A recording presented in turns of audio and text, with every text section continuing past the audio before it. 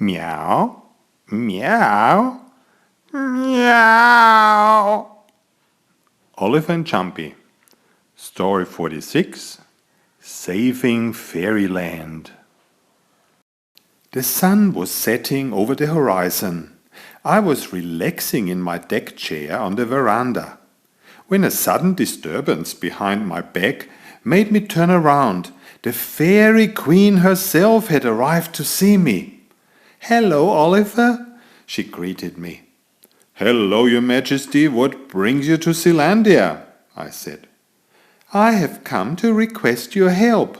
Magician Furchtbar from up the mountains near Fairyland wants to destroy us. He has been sending the giant to devastate all our fields. Our only chance is to fight back, and we need your support." "Of course we will help." Jumpy, Joey, Ollie the owl and Mousy the mouse were all joining up to help. First we crawled through Molly's tunnel, crossed the lake with the water fairies' lily boats, and through the door into Fairyland.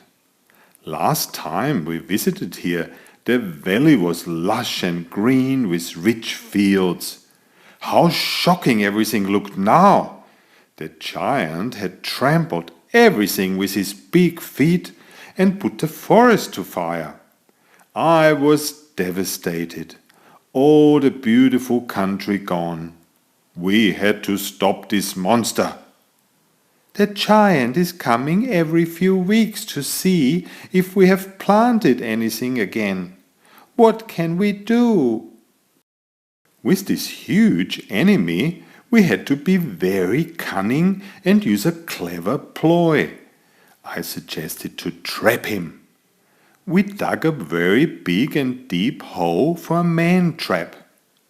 After the hole was deep enough, we covered it with branches, grass and sand. Finally, some more potatoes on top for a ruse. Now we just had to wait for the plants to grow a little and hope the giant would take a while until his next visit. Jumpy and I were not totally helpless because we have had lessons at our local wizard and could handle a magic wand very well. Then the earth was shaking like a tremor. The giant was approaching. His feet were so large that it was no wonder he was able to do all that damage in the past. "What have these fairies been up to?" he roared like thunder. "You do not give up. Given me more work again." He quickly walked to the green field. We were all holding our breath. He made another long step and "Ah!" he cried, walking into the void. The whole land was shaking when he fell to the bottom of the trap with a thud. Hesitantly, the four of us closed in to look over the edge of our successful man-trap.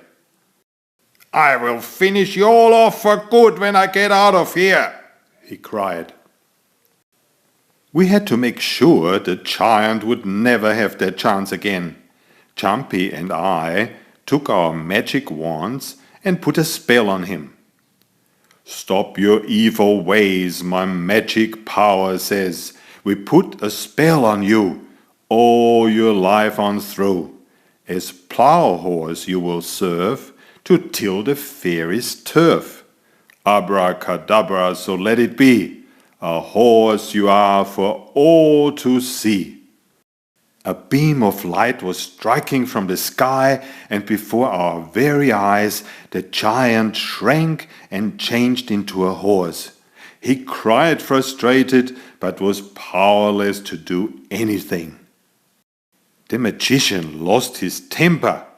In his fortress, he created an army of demons by magic. It was important for us to know his intentions. Mousy volunteered and penetrated the dungeon. She went to spy out the demons and soon knew what dangers were in store for us. "We will be attacked by an army of demons within a short time," he said. The wise owl advised us to create a disappearance wall in front of the castle. To do this, Jumpy and I would need to stand separately, one on each end of the castle walls, hidden behind some rocks, and with our wands create an invisible wall of power, which would swallow every creature trying to pass it. "We have to try our best." 2 days later, the lookout sounded a horn. Jumpy and I moved into position. Soon we could hear rumbling from the mountains in the distance. After a while, you could distinguish the demons. "Jumpy, let's get ready," I called over to my mate. And we used our wands to build a spell, creating the disappearance wall. Then the leading party had reached our invisible barrier and crossed into Neverland. Within minutes, all of them had disappeared. Round 2 went to us as well. The magician came to join the battle riding the dragon. He flew to the castle, and the dragon blew his fiery breath over the roofs. Everywhere glass was shattered by the heat, and all fairies were hiding. Immediately I used my wand, creating a snowstorm to extinguish the dragon's fire. Now the magician realized where and who we were. He directed his wand at the both of us and shot explosions into our direction. We hid below a rock overhang. "Let's drop a net over the dragon." "Okay, each of us will hold one corner of a magic net high up in the air, and we drop it when the dragon is underneath." So we all concentrated our magic to build the net high up in the sky. We called on heaven's help, and the angels provided us with sufficient power to build a strong net so we could imprison the nasties. After a moment, the dragon returned for another attack and was just below the net, if only for the blink of an eye. We quickly moved our 4 wands down to earth, and the net rapidly dropped and wrapped around the dragon's wings. Tangled like that, he could not keep flying and crashed to the ground. We checked under the net and found the magician unconscious. He had lost his wand, which was good, so he could not fight back. I cut him out from under all that rope, and we tied him up safely. Eventually the magician opened his eyes. The dragon had cushioned his fall sufficiently not to kill him. "I hate you!" He was obviously not happy. We brought him into the glass castle, or what was left of it, for the fairies to judge him for his evil deeds. The queen decided that 2 plough horses were needed to work the fields. So we had a last magic job to do, and the giant received a mate. Well, the 4 of us had done a good job and helped to remove a terrible menace from our world.